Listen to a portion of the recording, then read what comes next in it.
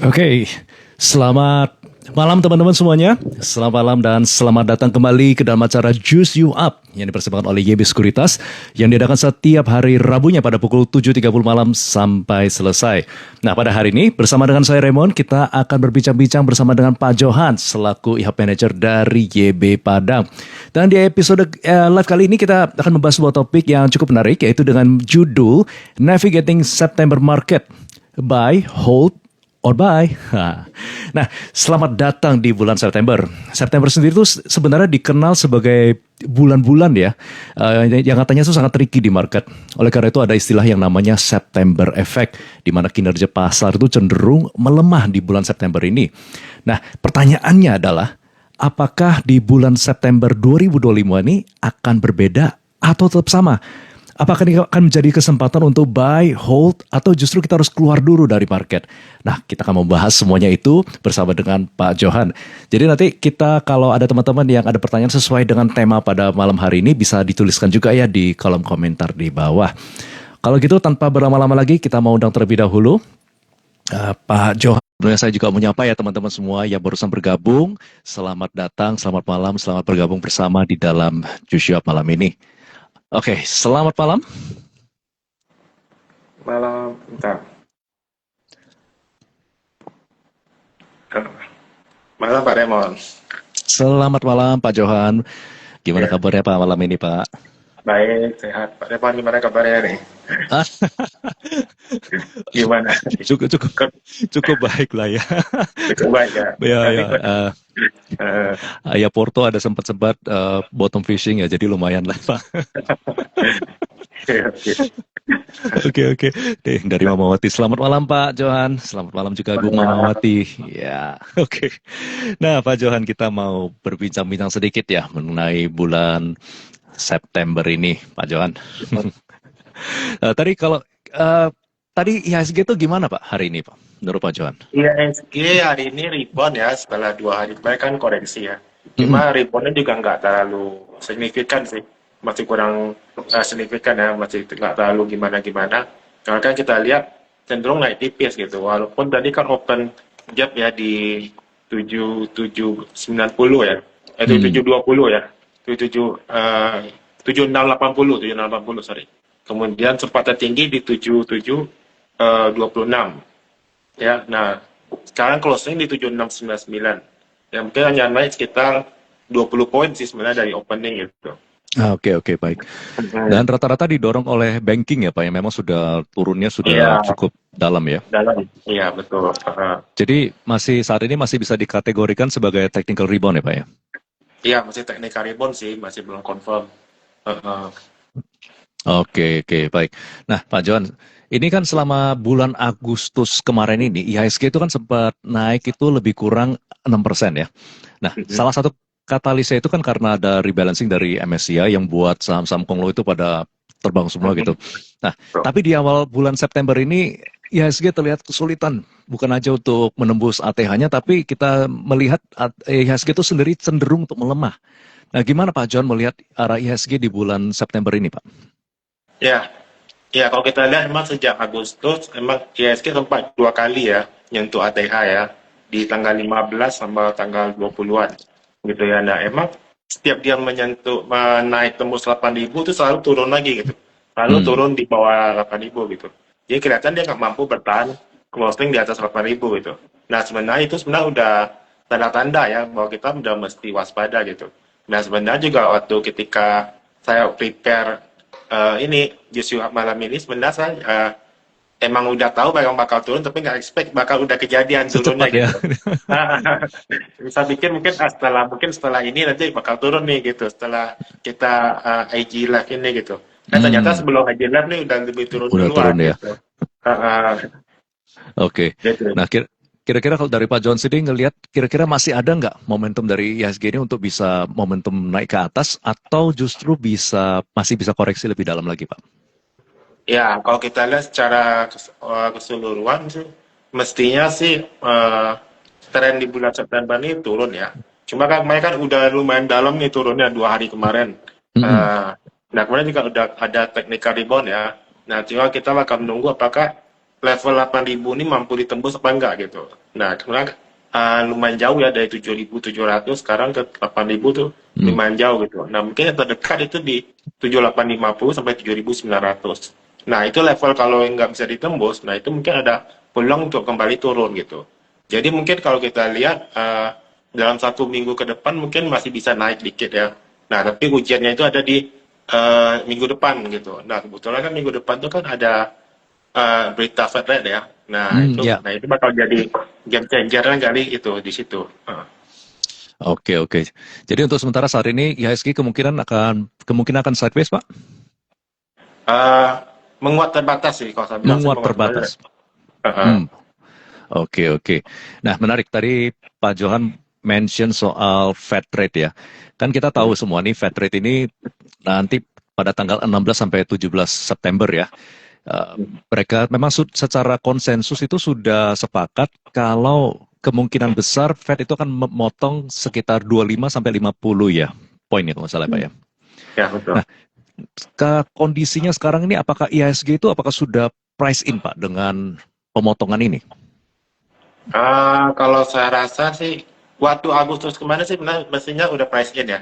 Cuma dengan adanya koreksi kemarin, ini kan koreksi yang di luar perkiraan ya. Karena ini Hmm. kan karena berita dari reshuffle kabinet. Nah itu yang membuat market bergejolak langsung anjlok gitu karena pasar agak panik ya karena Menteri Keuangannya diganti gitu. Jadi ada Hmm. sedikit pengaruh. Nah, jadi kalau kita price in sih mungkin belum gitu. Karena Belum ya? nggak ada peluangnya Oke. belum. Oke, jadi masih ada upside ya Pak sampai nanti pengumuman Fed rate ya Pak? Iya, masih ada akses. Oke, oke. Nah, tapi kalau misalnya ternyata realisasinya berbeda dari ekspektasinya, berarti IHSG bisa Tambah turun. tambah turun, Iya, tambah turun lagi. bisa bisa sliding ya Pak ya. Oke. Iya. Nah, tapi kalau misalnya sesuai dengan ekspektasi, yaitu pemotongan 25 sampai 50. Nah, kira-kira apakah ini saatnya untuk kita bisa menambah posisi atau apakah waktunya kita untuk sell on news, Pak? Eh, Kalau buat trading sih oke ya, buat nambah posisi sih nggak masalah gitu. Cuma nanti, nah kalau yang lagi nyangkut-nyangkut sih saya sarankan ya buat eh, boleh buat siapin buat jualan dulu gitu. Karena itu pasti saham itu kan pasti ada bergerak naik turunnya ya. Jadi ketika ini ada kenaikan sementara, nah itu pas bisa dimanfaatin untuk jualan dulu gitu. Jualan dulu nanti dia mungkin ada swing lagi karena ini kan masih di pertengahan bulan ya. Nah nanti mungkin awal akhir-akhir bulan, nah itu baru boleh kumpulin lagi gitu. Ah. Oke, oke. Nih sebentar saya cari. Ini ada yang bertanya, Pak, di YB gimana caranya bisa dapat potongan broker fee, kata.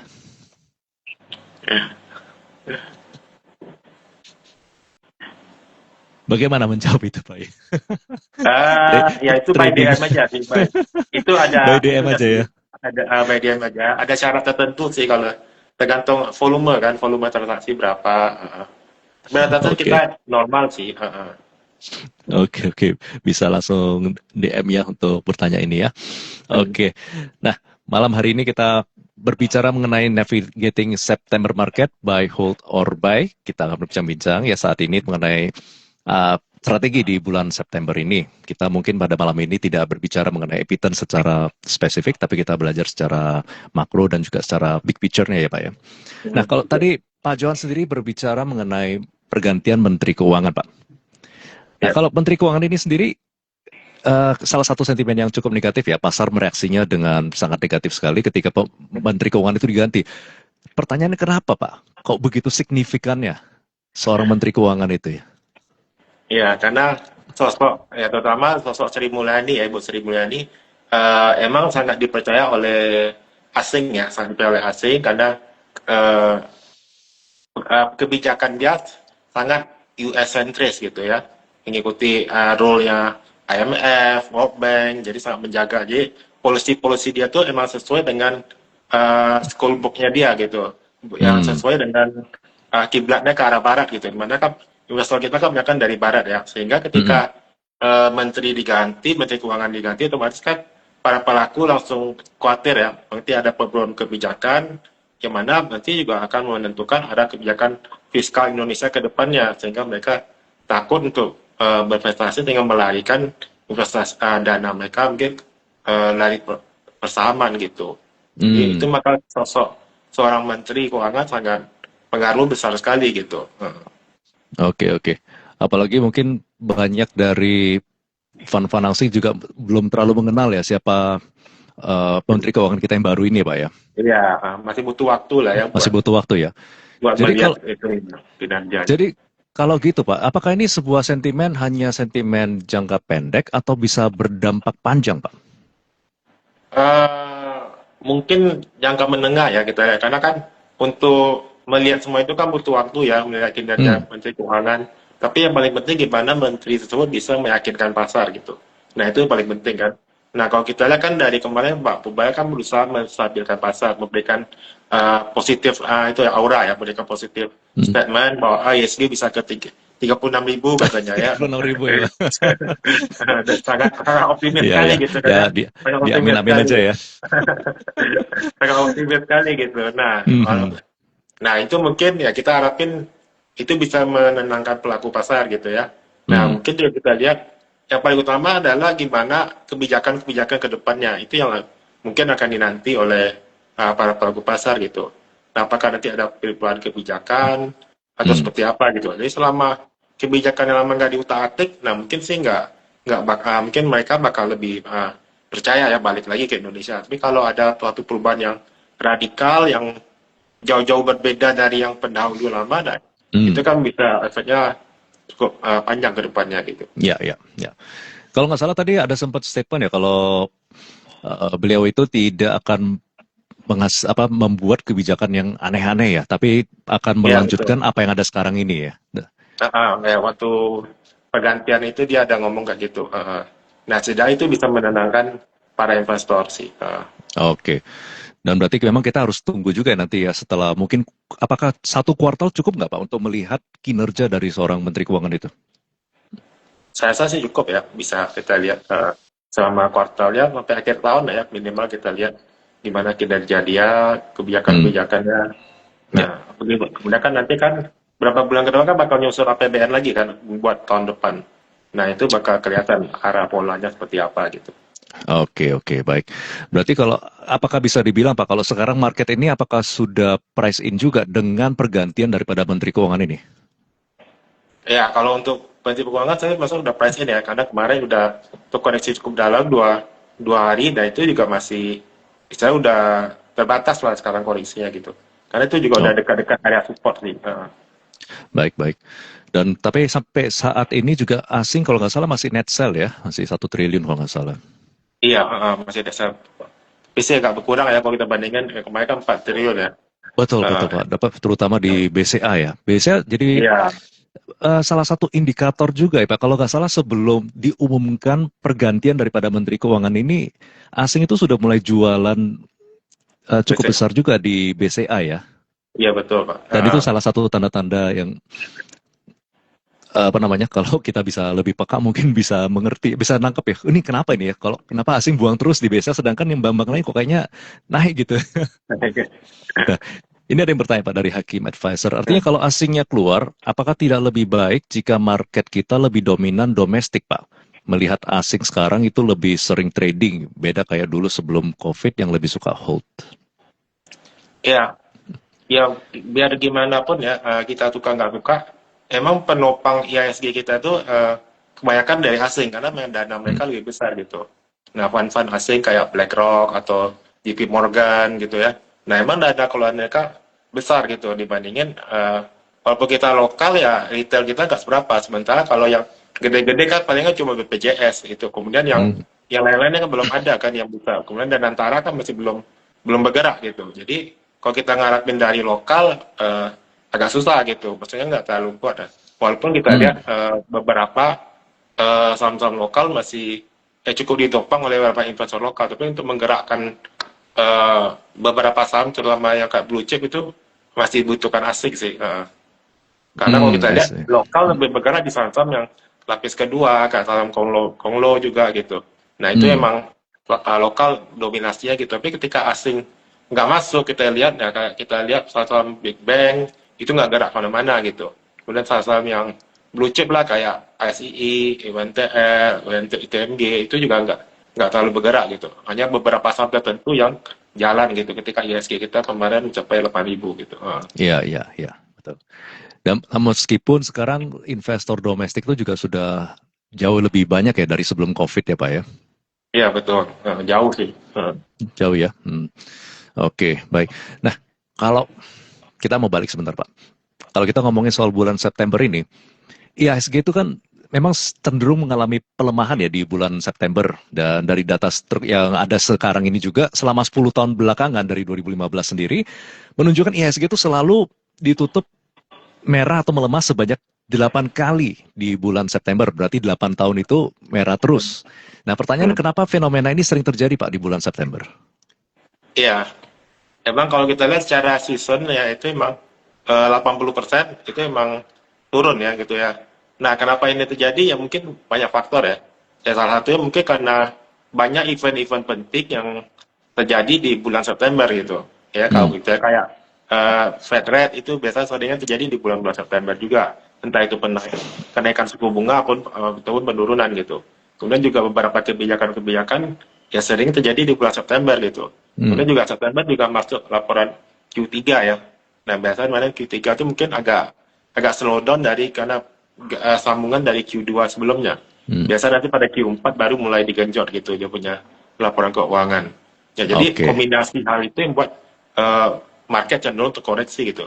Ditambah lagi karena emang udah jadi kebiasaan, udah jadi data ya. Jadi itu jadi satu psikologi sendiri buat pelaku pasar gitu. Sehingga mereka cenderung untuk menahan diri atau malah jualan di bulan September. Sehingga itu yang namakan fulfill prophecy ya. Jadi maksudnya yang benar yang nggak ada, tapi karena dipercaya ada, benar-benar terjadi gitu. Jadi ada ya? Iya. Iya. Oke, nah kalau gitu Pak, apakah koreksi di bulan September ini merupakan sebuah peluang atau kesempatan untuk kita kita akumulasi dan disimpan ya Pak untuk menyambut potensi window dressing di akhir tahun? Ya ini sangat sebenarnya kita harus tahu bahwa setiap koreksi yang ada itu sebenarnya adalah sebuah opportunity gitu, sebuah kesempatan buat kita untuk ngumpulin gitu. Kapan kita bisa dapetin harga lebih murah ya? Karena kalau kita lihat dari pengalaman sebelumnya, misalnya di bulan April kemarin ketika IHSG trading halt gitu kemarin sempat turun 9%, 8% lebih. Nah itu kan banyak harga saham murah gitu ya. Nah itu kan kesempatan kita buat dapetin harga saham-saham dengan koreksi diskon yang besar gitu. Apalagi karena sekarang misalnya BCA sempat kemarin 7.500 kan. Nah itu kan jarang-jarang gitu loh kesempatan harga seperti itu gitu. Nah jadi ketika terjadi koreksi sebenarnya kalau kita lihat itu sebenarnya momen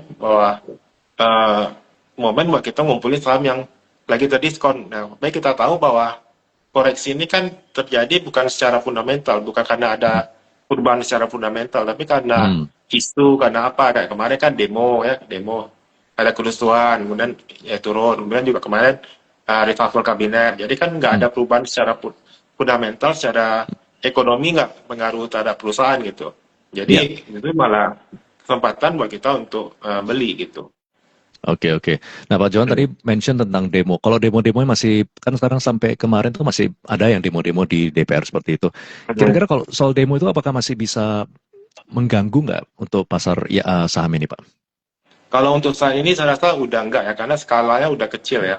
Udah enggak masif seperti kemarin. Kemarin kan benar-benar tekanannya besar, kemudian secara skalanya luas, itu udah mencakup di seluruh Indonesia ya. Tekanannya udah sangat terasa. Kalau ini kan mungkin hanya dikoordinir ada beberapa kelompok aja, sehingga efeknya nggak terlalu terasa gitu.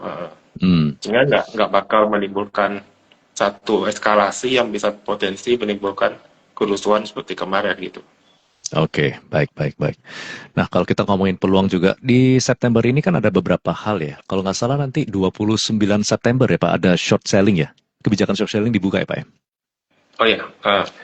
Nah, kalau short selling itu kalau ketika dia mulai dilaksanakan gitu, apakah itu bisa menjadi hal yang positif bagi IHSG atau negatif Pak?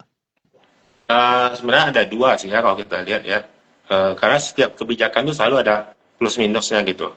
Tapi kalau saya nggak salah itu short selling itu baru bisa di 2 sekuritas kalau nggak salah ya. 2 sekuritas yang dapat izin. Nah, berarti kan masih sedikit sekali yang bisa lakukan short selling, itu pertama.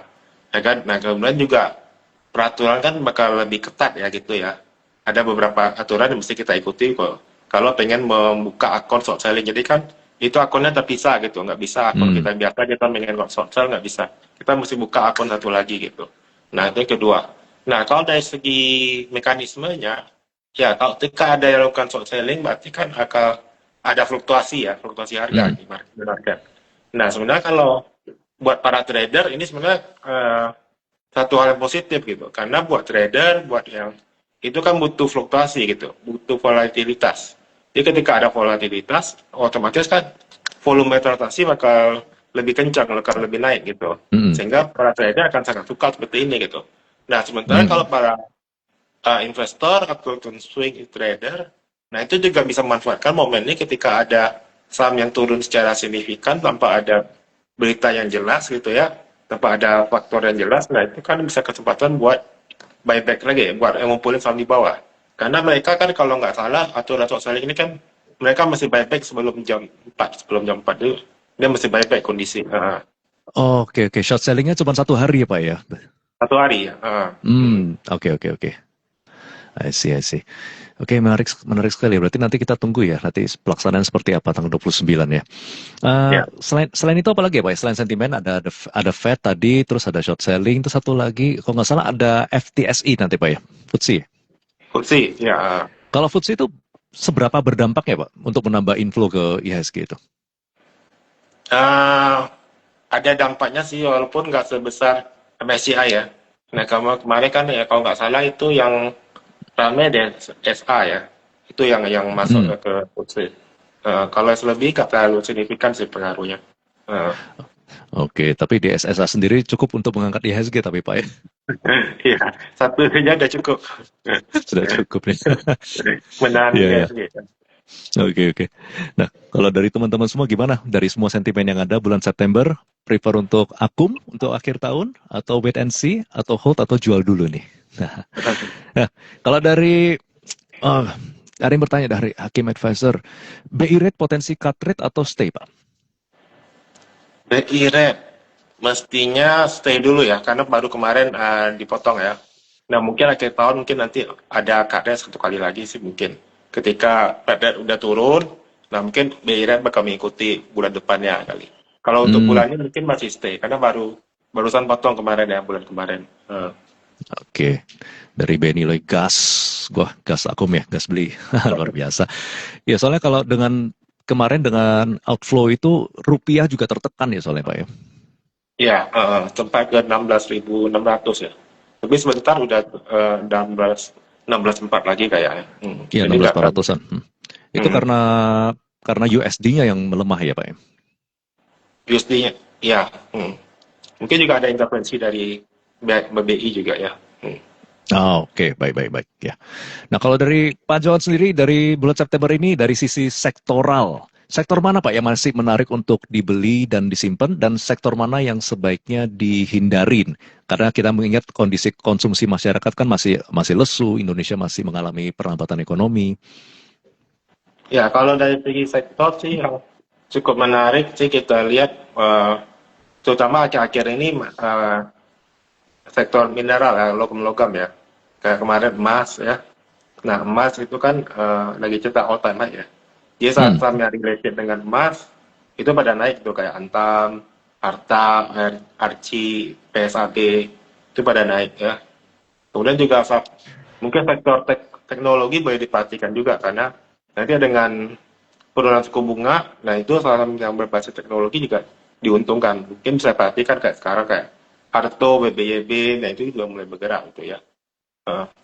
Eh, kemudian sektor energi terbarukan juga sangat masih menarik ya karena story masih ada. Kalau kita misalnya kayak Toba, Wasa itu juga masih ada PGEO itu juga masih oke ya.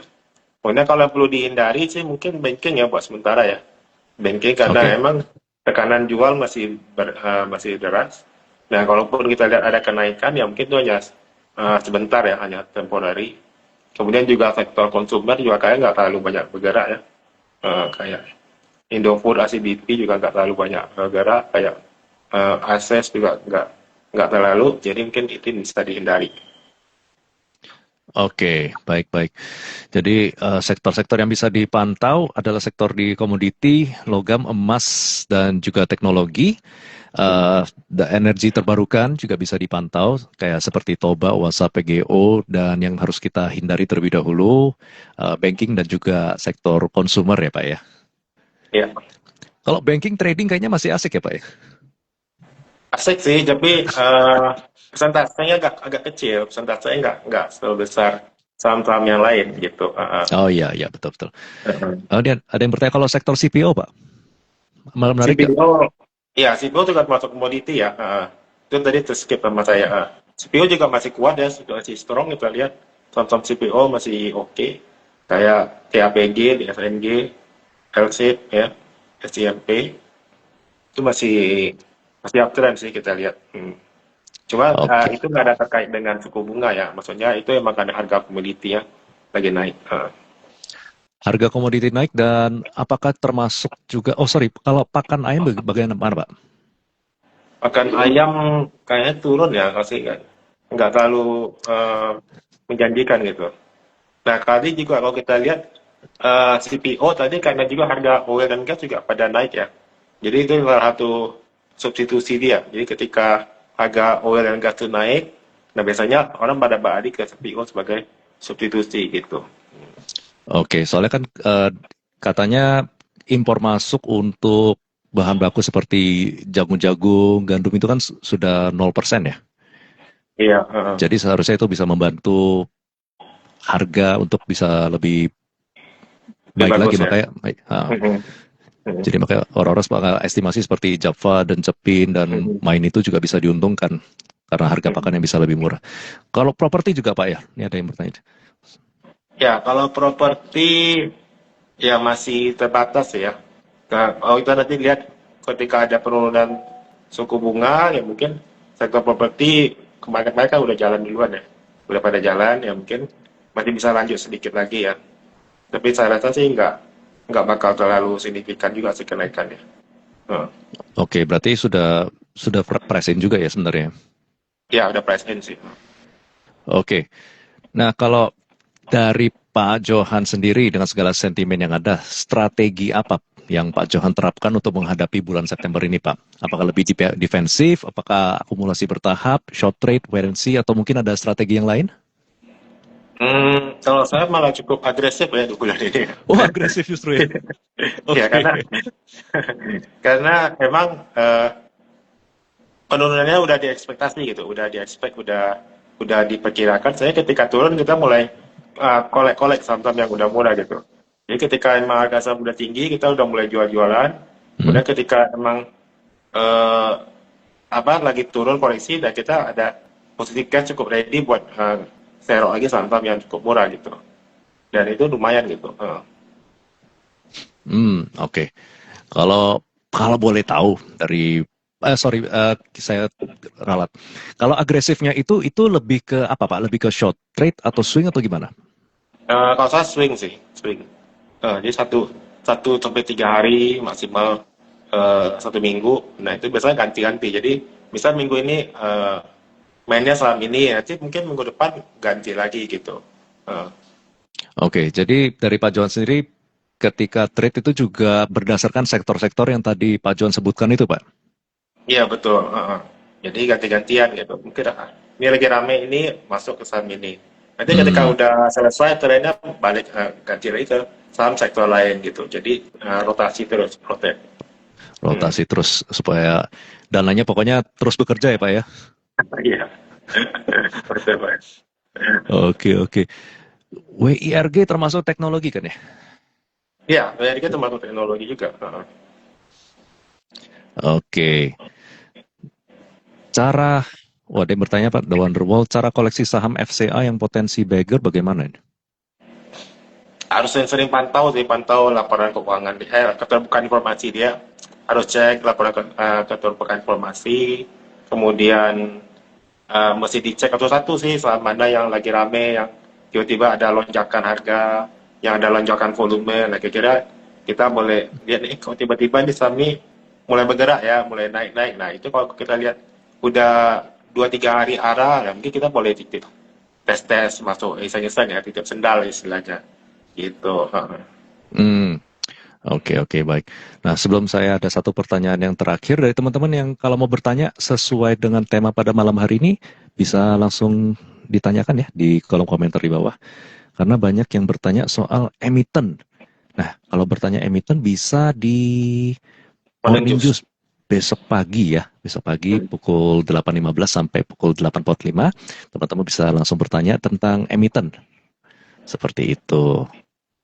Oke, saya lagi cari-cari pertanyaan. Kayaknya rata-rata banyak yang bertanya emiten sih, Pak. Ada nyangkut atau gimana nih?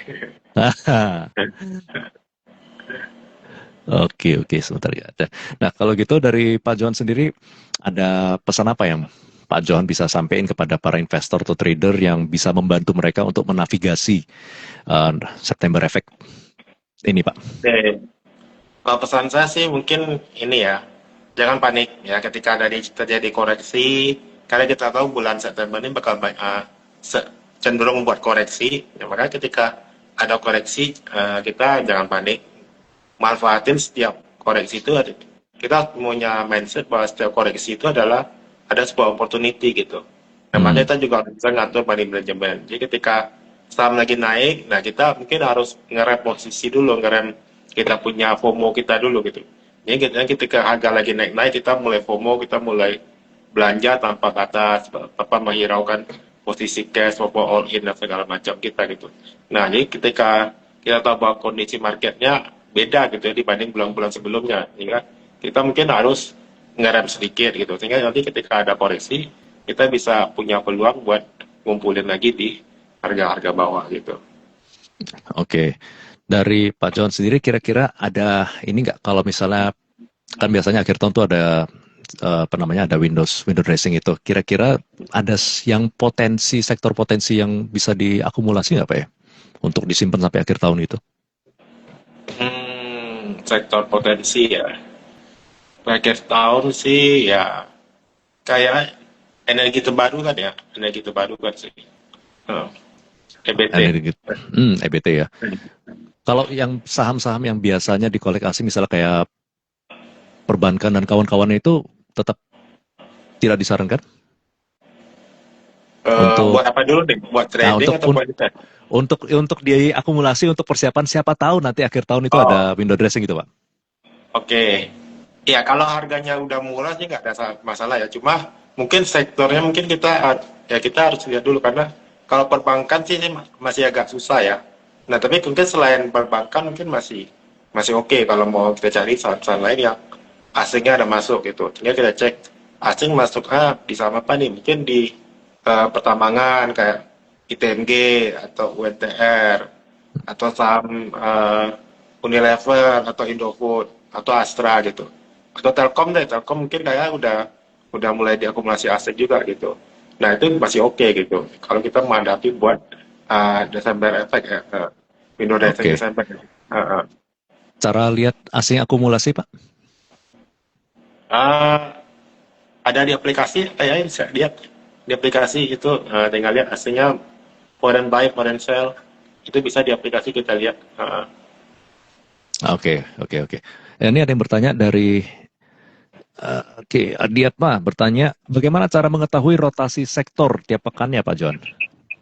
Oke, tiap sektor kita bisa cek per minggu ya. Per minggu itu kan bisa kelihatan nih saham yang naik dalam minggu ini apa. Kemudian biasanya juga ada apa namanya ERG ya. Kalau mungkin teman-teman yang tahu ERG, nah itu bisa kelihatan sektor apa yang leading, yang improving, yang weakening, itu ada tiap hari juga sebenarnya ada itu yang sektor bergerak. Tapi biasanya juga ada recommend per minggu juga ada. Itu biasanya kita bisa lihat.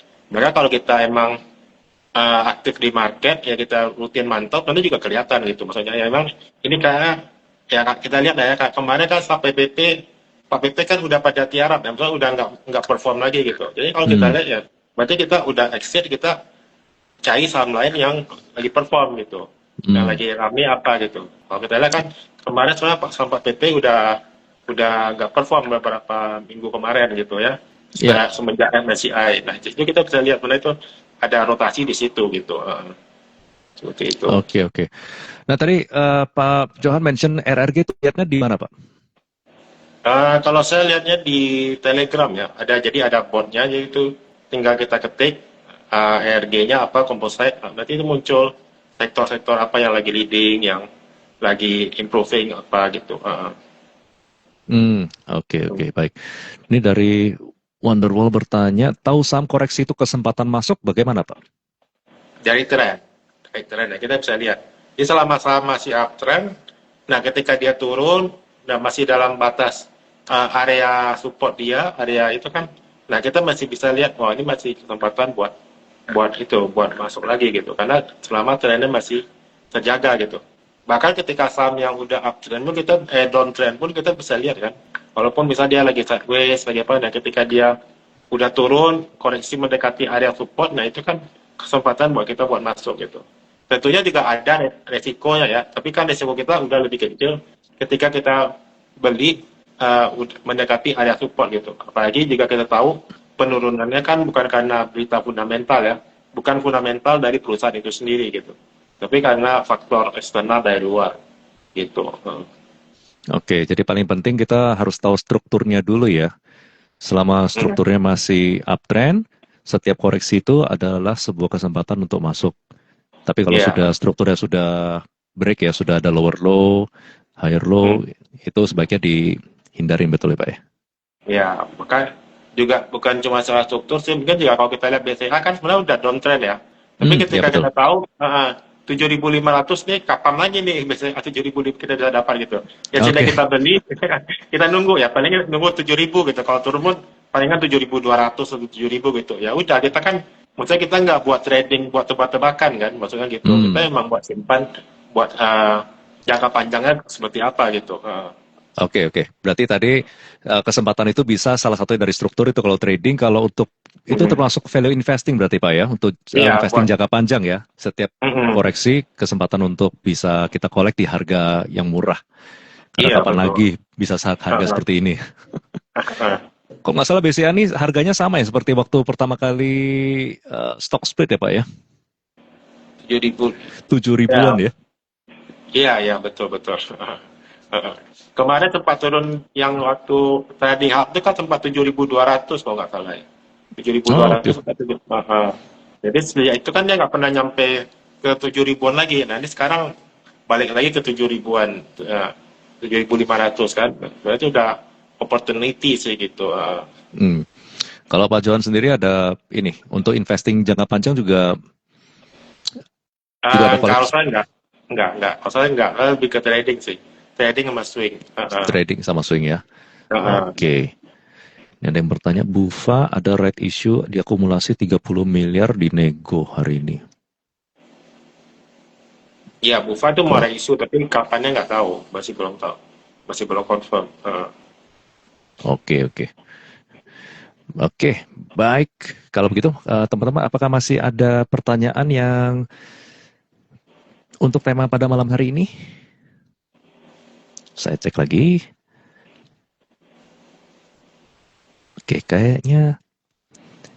Oke, dari Adiatma, terima kasih Pak Johan atas penjelasannya, kata Terima Adiatma. kasih Pak, sama-sama Pak Adiatman. Oke, kalau sudah, satu lagi nih. Pak, jika saham lagi dibeli pengendali, ada insider information itu apakah bisa jadi potensi untuk dibeli sahamnya? Ya kebanyakan sih bisa ya. Yang most of the time itu bisa. Ya, karena kenapa pengendali beli ya berarti kan ada something gitu. Ada something ya. Pertama mungkin juga karena harganya udah murah, sehingga dia perlu beli sahamnya buyback untuk menstabilkan harga saham. Itu bisa ketika saat misalnya bagi market crash, lagi ada Hmm.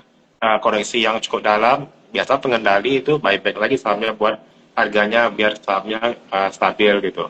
Tapi jika di saat kondisi normal atau apa, nah jika pengendali itu agresif membeli, nah itu kan bakal jadi satu sign ya, kenapa sih dia tiba dia mengurangi porsi publik gitu. Dia mulai akumulasi saham dia sendiri, nah itu bisa jadi sign buat kita untuk ikutan gitu. Hmm. Oke. Nah, saya baru ingat ada satu lagi sebelum September ini ada IPO emas ya Pak. Oh ya, Mas, betul. Nah, menurut Pak Johan sendiri apakah menarik nggak Pak? Eh, Cukup menarik sih ya, karena apa? Itu kan IPO yang terbesar ya kalau nggak salah ya tahun ini ya. Bahkan mengalahkan CDA dia punya target itu Oh harganya. iya. IPO ya, kumpulan dananya gitu. Jadi katanya CBDK sama CDA tuh digabung dua itu jadi ini emas dia punya target pengumpulan dananya. Jadi sebenarnya cukup besar gitu. Cuma kalau kita lihat tentu mungkin tidak sefenomenal CDA. Nah itu yang kita perlu garis bawahi gitu. Jadi secara penggalangan dana itu masuk jumbo, masuk besar. Hmm. Dana yang bakal di itu mau ditampung dia buat mau disedot itu cukup besar. Tapi apakah nanti bakal seperti CDA? Nah itu mungkin belum seperti itu gitu. Oke. Tapi Jadi kalau jangan untuk expect bisa arah arah satu dua kali berhari-hari. sih, ya jangan expect seperti itu gitu. Tapi kalau Ya. satu dua kali arah sih masih oke lah, masih bisa. Hmm. Uh, Ini dari Benny bertanya, tapi katanya untuk bayar MDK, hutangnya MDK. belum belum cek prospektus, saya belum cek ya. Nanti kau coba kita cek. Oke. Ini dari teman-teman di sini kayaknya ada beberapa yang tertarik nih IPO emas ya. Kalau Pak Johan sendiri ikut IPO atau pas waktu market baru ikut Pak? Gimana Pak? Pak Johan sendiri biasanya kalau IPO ikutan IPO atau nanti pas waktu sudah Oh, di market saya baru ikutan? pilih-pilih. Lihat-lihat dulu, nggak semua IPO diikuti. Nah, juga tergantung kondisi market, kondisi cash kayak gimana gitu. Kalau misalnya marketnya lagi enak nih buat trading, ya mungkin saya nggak ikut IPO gitu. Karena untuk ikut IPO kan saya mesti jual saham dulu, kemudian mesti puasa trading dulu selama 2-3 hari. Biar T plusnya bisa jadi T plus kan, nah, kemudian baru bisa cash, baru saya ikut IPO gitu. Jadi biasanya 2 hari sebelum jadwal IPO itu udah mesti jualan gitu. Jadi tergantung kalau misalnya marketnya lagi oke ya udah mungkin IPO di skip aja gitu. Karena kalau dia kan biasa dapat juga sedikit kan, dapat juga sedikit. Nah kalau cuma arah satu kali ya enggak lah gitu. Tapi kalau kayak CDA, nah itu cukup menarik kayak CDA, koin, nah itu Hmm, kan hmm. emang yang cukup fenomenal ya. Oke, oke. Berarti tergantung dari siapa ya yang Ya. launching IPO-nya ya.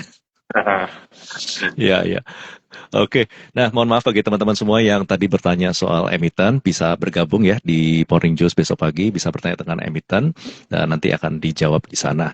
Pada malam hari ini kita fokus ke tema pada malam hari ini ya. Oke, nah kalau tidak ada pertanyaan lagi, kita akan akhiri terlebih dahulu Joshua pada malam hari ini. Thank you teman-teman semua yang sudah bergabung sampai akhir pada malam hari ini. Thank you juga Pak Johan yang sudah memberikan insight dan juga bincang-bincang kepada kita semua. Kita semua juga sudah mendapat ilmu lagi tentang apa yang apa yang bisa kita expect di bulan September ini dan bagaimana kita bisa uh, apa yang harus kita lakukan di bulan September ini ya. Oke, semoga sukses terus dalam perjalanan trading teman-teman semua. Kalau gitu bersama dengan saya Raymond dan Pak Johan, kita mohon pamitan terlebih dahulu. Selamat malam semuanya. Sampai jumpa dan salam cuan ya. Sampai jumpa.